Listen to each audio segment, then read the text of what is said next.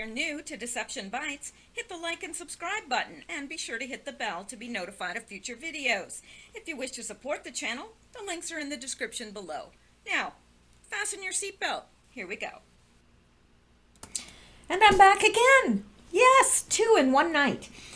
It's still Friday night, November 16th, and now it's 10:05 p.m. Eastern Time if you're on medication, and even if you're not. So, what happened was I uploaded my first video, and I was still kind of thinking, well, I might do another one tonight. But then as I got out there and I saw how much news there really was, breaking news, I thought, you know what, I've still got lots of energy, so let's just go for it. So, here I am, and here you are. So, I guess we can begin. Now, first thing I want to show you is this.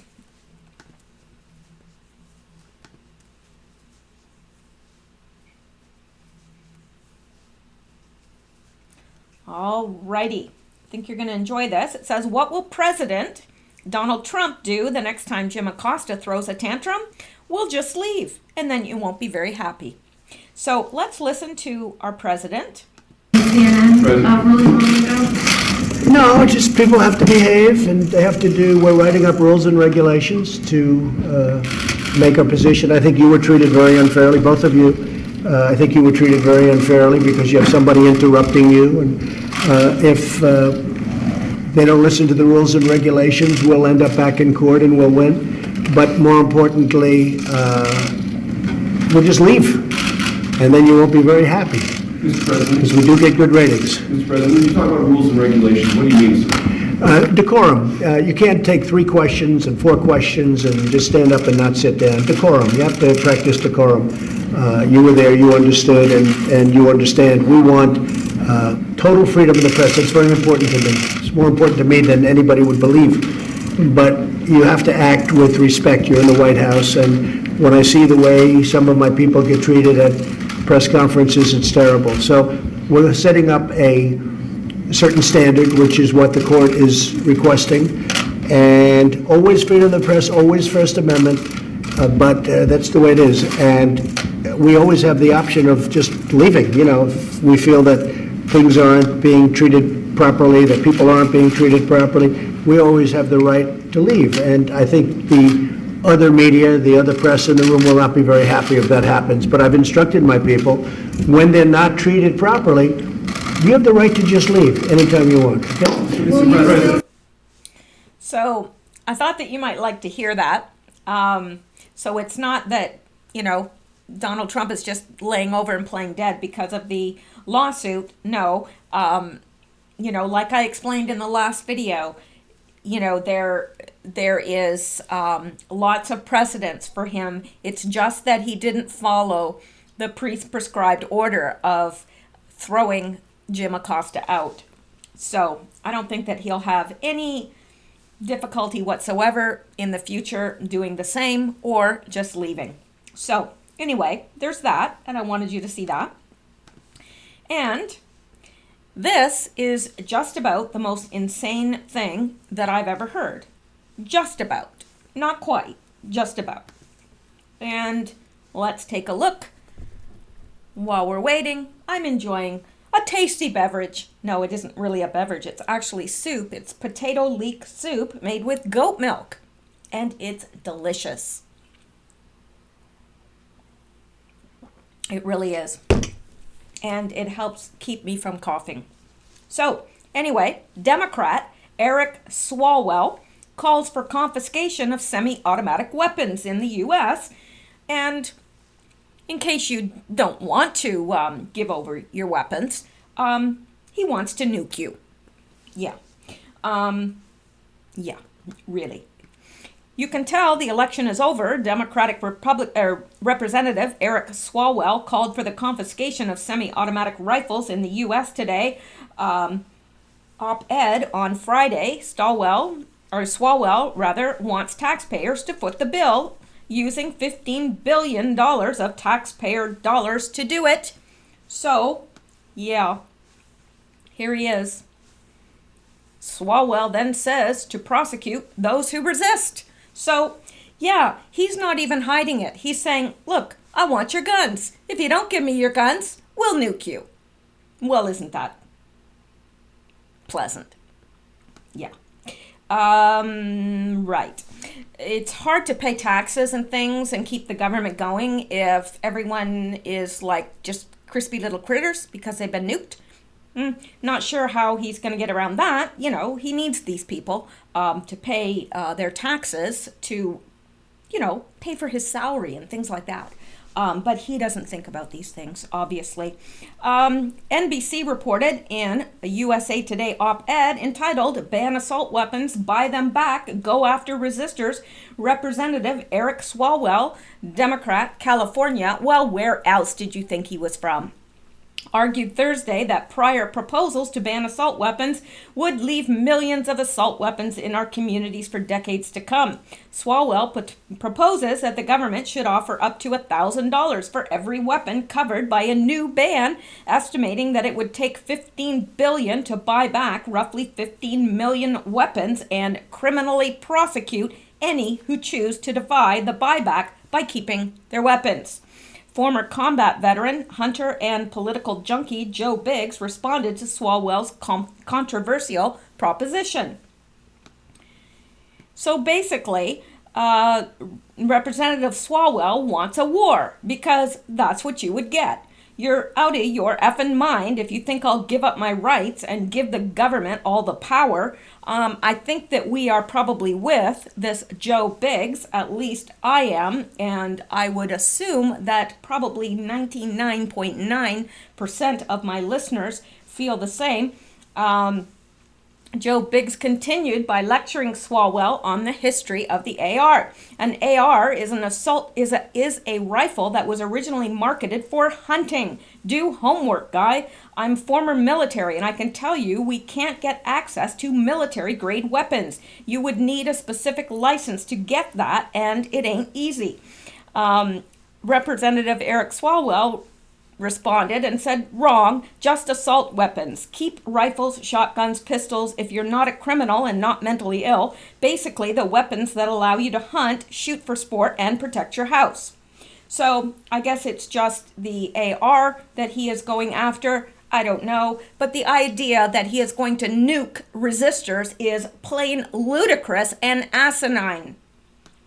Unbelievable. This obviously set Swalwell off because he then called for nuke attacks on resistors. Representative Eric Swalwell replying to Rambo Biggs, and it would be a short war, my friend. The government has nukes, too many of them, but they're legit. I'm sure if we talked, we could find common ground to protect our families and communities. And down here, he's saying, hey, pussy boy, surfer dude, Representative Swalwell, you don't control nukes and can't delete the Second Amendment. I'll see you soon. You've been added to our effing political correctness truth tour. At Laura Loomer, when we going? P.S. Try to take at Rambo Biggs guns. Just try. And then here, if you think the U.S. Army is going to attack its fellow citizens because nimrods like you tell them to, you are in for a rude awakening, simpleton. Yes, that was probably the most polite thing that he's been called so far. Your 2020 campaign ended before it began, and I agree. No, I prosecuted those gun crimes. I don't know. Wow, still can't believe a member of our government said he'd nuke U.S. civilians refusing to hand over guns. But he did, and he was voted in. Or maybe he wasn't, and I think you know what I mean. All right, well, that is just about as ludicrous as it gets, but hang on, we've got more. Now, this is something good, okay? Something good, and it just came out. ABC News, all right? So if you've heard this, I will be utterly shocked. But hey, maybe you guys get to stories before I do. I don't know. I think I'm going to have some more of my potato leek soup. It's wonderfully delicious. It really is. All right. And it's better than coughing. There are dozens of sealed criminal indictments on the D.C. docket. Are they from Mueller? Don't know. But it's interesting that ABC News is talking about sealed criminal indictments on the D.C. docket. Now, that's the most exciting news I've heard in a long time. Now, let's listen. Well, actually, let's not.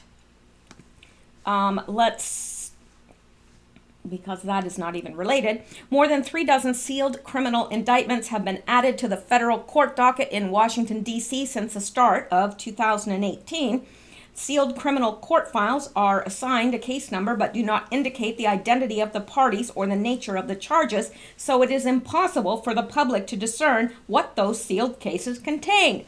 But several legal experts told ABC News the number of sealed cases awaiting action right now is unusual. ABC News has found 14 were added to the docket since late August alone. A review by ABC News has found, just as the midterm elections were drawing near and long-standing Justice Department policy precluded prosecutors from taking any public action that could appear to be aimed at influencing political outcomes. Now, didn't we discuss this?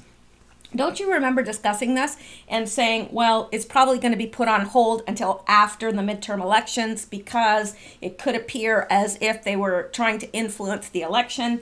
Well, that's exactly what they're saying as well. And I think this is interesting as well. They are saying, are they from Mueller?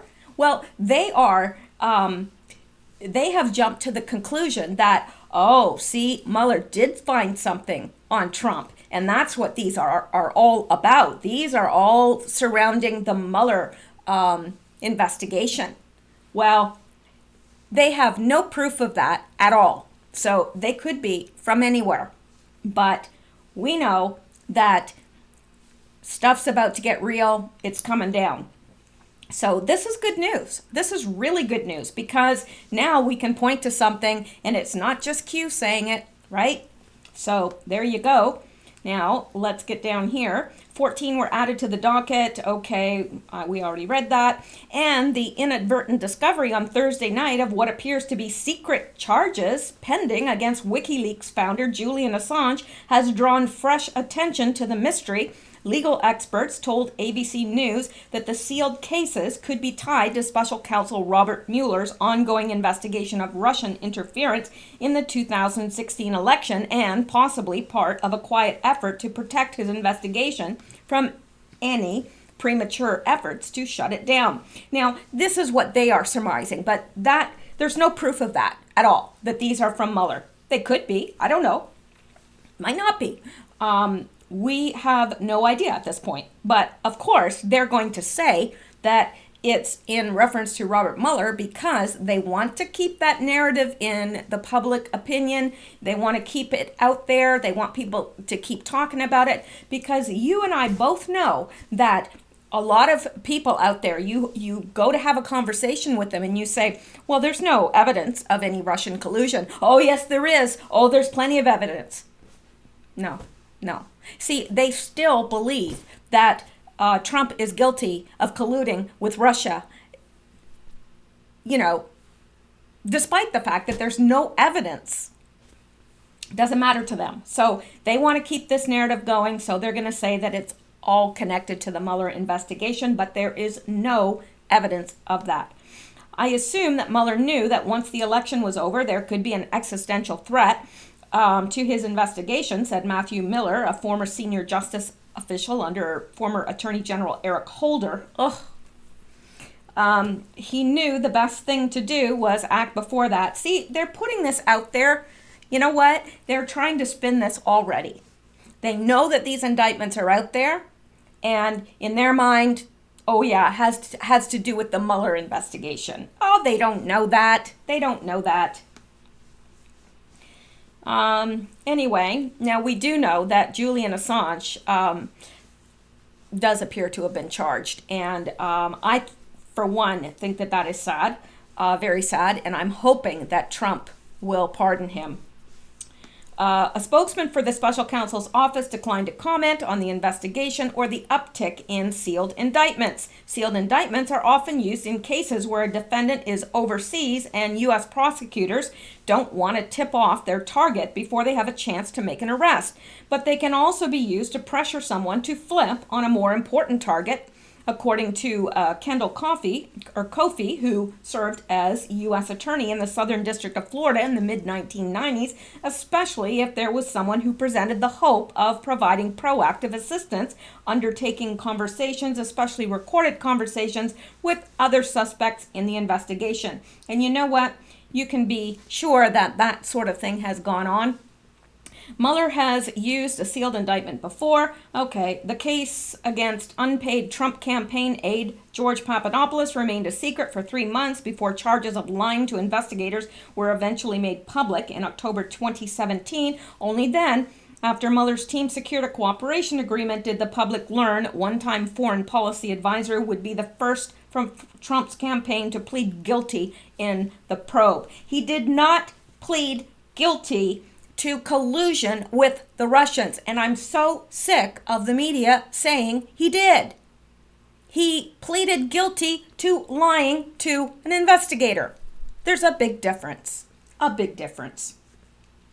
Anyway, Brett Capel, a veteran political law expert, said he calculated that 16% of all the criminal cases filed thus far in 2018 remain under seal, a number he considered unusually high, and those were kept secret under seal much longer than usual, he said. Well, they normally only remain sealed until the person who has been indicted has been apprehended, he said. The other major reason why a case is initially sealed is that the publicly revealing the name of the accused would impede an ongoing investigation, which is probably what the case is in all the sealed indictments that have been piling up over the last year.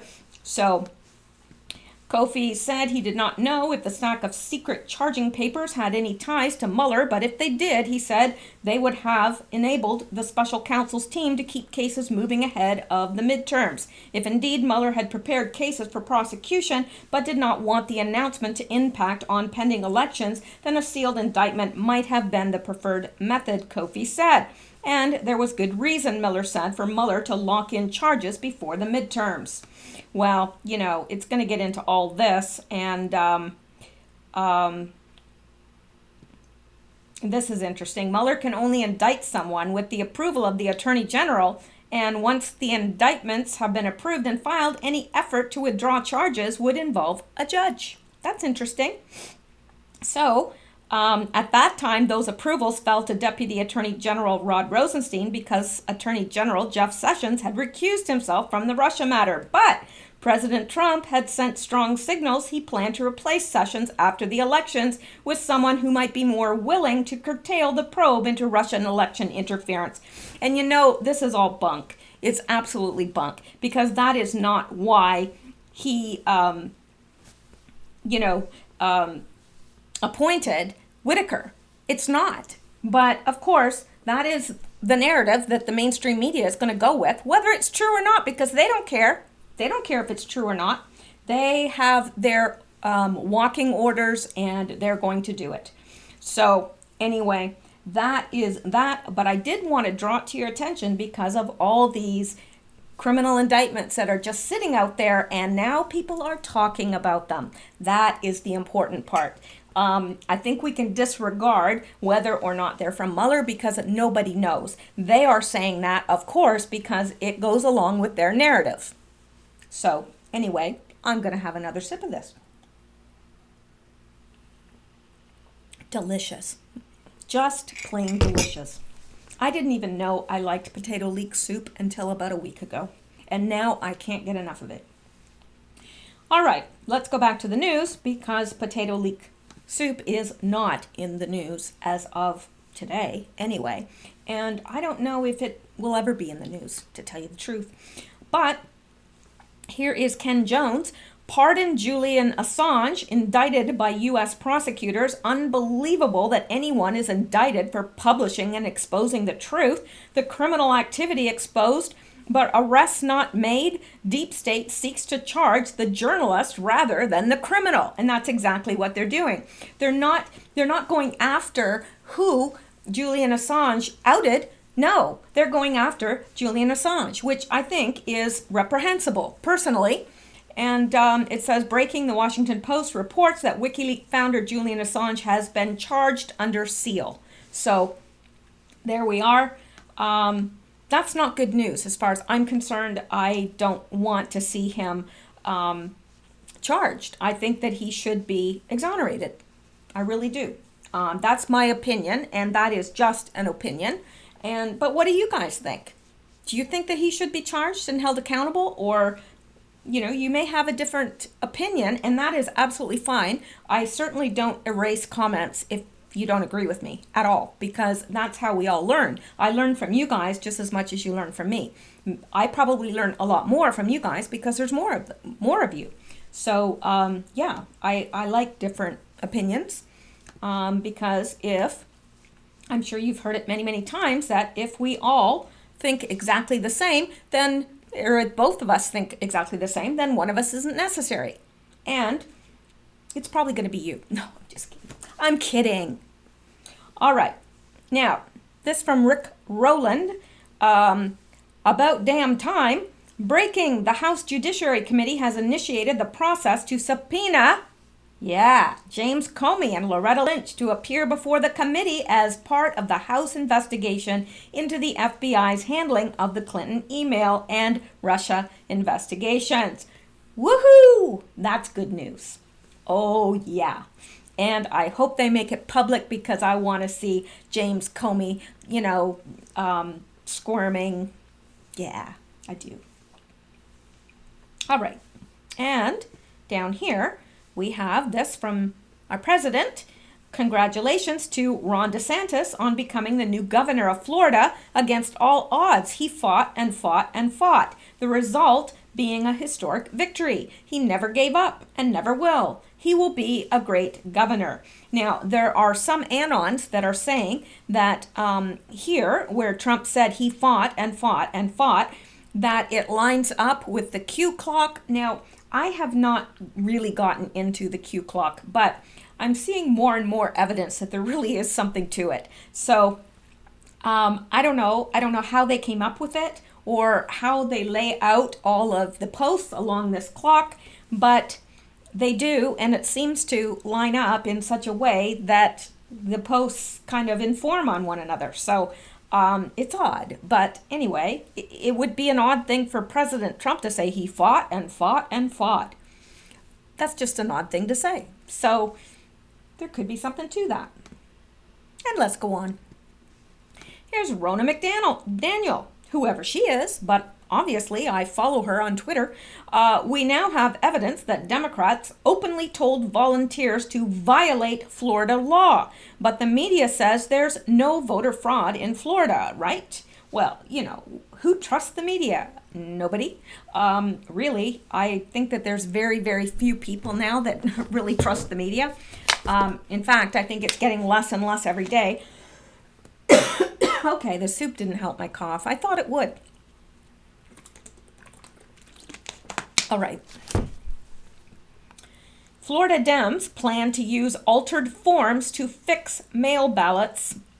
Florida Democrats launched a plan to give voters altered forms to fix absentee ballots. Oh, I can't even talk tonight. It's the soup. There's something in it.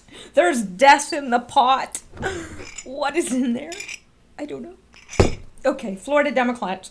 I can't talk. What is with this?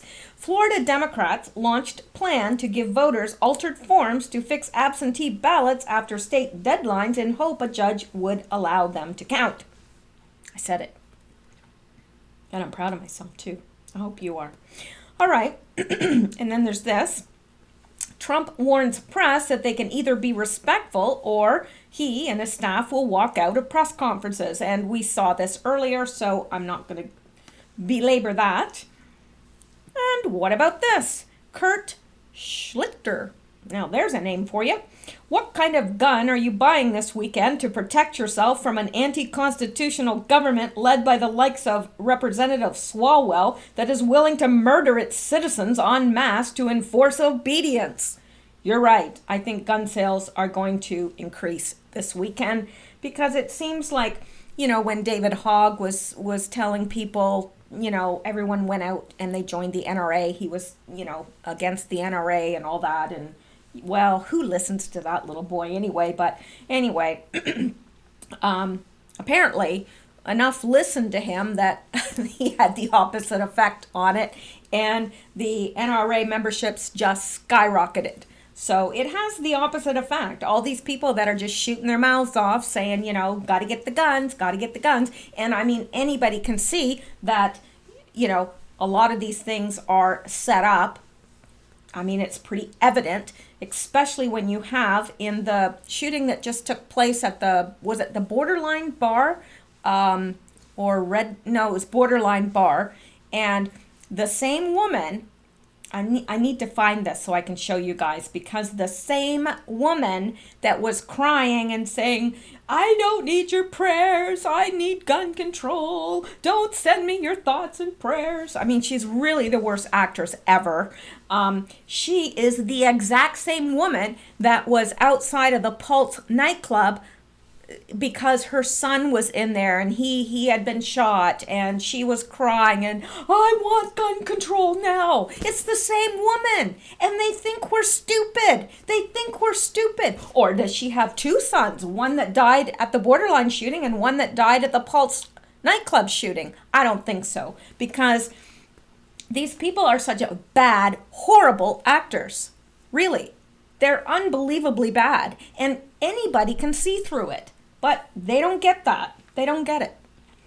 Anyway, so here's Snake Plissken. Now, I like this person's name. I don't know anything about them. I do follow them on Twitter, but because I like their comments. But interesting that Obama's Medal of Freedom recipients were all his major donors, pedophiles who loved Obama, while Trump's recipients are all inspiring people who love America, and one donor. But giving $30 million to Trump's campaign to save Western civilization is good enough for me. And it's good enough for me too. And of course Trump would honor people who love America and give the make sure that the recipients are inspiring people. Yeah, that's just the kind of person he is. Now, this you will find fascinating, and if you don't, you can sue me. No, you can't, because why would you, really? But let's look at this. Lisa Mae Crowley says things that make you go, and truly, this is something that's going to make you go, Jim Costa biography. Did you know that Jim Costa was an actor? I didn't. His real name is Abilio, I can't really read that, Abilio James Acosta. His nickname is Jim Acosta. He was born on April 17th, 1971 as, here it is, Abilio, I guess that's how you pronounce it, Jim Acosta. He is an actor known for, get this, House of Cards. When have we heard that recently? When was that? Yeah, just a few days ago. Q, House of Cards. House of Cards. Now, I think that he was meaning House of Cards. The house is a house of cards. But as is usual with Q, it could have several meanings. Could he have been talking about Jim Acosta? Possibly. And it's also interesting that it's talking here about he was an actor known for House of Cards, but then it adds The Situation Room and Legal View with Ashley Banfield. Well, those are news. Those are news shows, so it's weird that they lump all that together under acting. But anyway, they did. Again, things that make you go, All right. And here is Sarah Sanders a statement about Acosta in the future. Sarah Sanders releases statement on Acosta ruling, calls for decorum from press in the future. Press Secretary Sarah Sanders released a statement responding to Jim Acosta's temporary reinstatement of his press pass. Notice that it's a temporary reinstatement of his press pass via a court ruling. Needless to say, she wants things to go differently in the future, but noted that the court made it clear that the First Amendment doesn't automatically give you access to the White House. The court made clear that there is no absolute First Amendment right to access the White House. In response to the court, we will temporarily reinstate the reporter's hard pass. We will also further develop rules and processes to ensure fair and orderly press conferences in the future, said Sanders. There must be decorum at the White House, she added. I don't know what is wrong with me tonight and talking. They seem to be contraindicated. I don't know. I just can't seem to talk straight. I haven't drank. I haven't taken anything. I don't know. It's odd, isn't it? Yes, it is. Okay, statement from Press Secretary. Today, the court made clear that there is no absolute First Amendment right to access the White House. In response to the court, we will temporarily reinstate the reporter's hard pass. We will also further develop rules and processes to ensure fair and orderly press conferences in the future. There must be decorum in the White House. And Sarah Sanders, the court made clear that there is absolutely no First Amendment right to access the White House. Okay, this is the exact same thing. It's just being stated by a different person. Acosta had his press pass stripped from the White House after he attempted to get President Donald Trump with more gotcha questions and arguments against Trump's positions. When a White House staffer attempted to take the microphone away from him, Acosta forcefully resisted her, continuing to dog Trump about immigration until Trump stepped away from the podium. Excuse me. So anyway, we all know what happened. So we don't need to get into that. And let's go back. I think we're drawing to a close here, but let's just see. No, we don't need to look at that. We don't need to look at that. Interesting that, I don't think we'll get into this, but it's interesting because this is about autism, and they have found that if they give monkeys Prozac, they will develop autism. Interesting, isn't it? I don't know. It's kind of interesting. It doesn't kind of go along with the whole subject that we're looking at here, though, so we're going to skip it. And I think that's it. I basically wanted to just come back and tell you about those indictments and a few other things. So we will call it a night. And I hope you guys stay well. And I don't even know what I'm talking about at this point. I don't know if I'm tired or I don't know. Maybe there's something in the air here. Or maybe there was something in the snow. But I'm going to go. Now, I hope you guys have a wonderful evening. And wait, before I go, let me show you this. And it will be in the description below. Many of you had asked about t-shirts, and I have now started designing. I've only got one design up there right now, but I am working on others, even as we speak. No, not even as we speak. That's a lie. But anyway, you know what I mean. So that's it. I'm leaving now because I really should not be on film at this point of night. Anyway, I'm leaving. No, really, I am. Bye.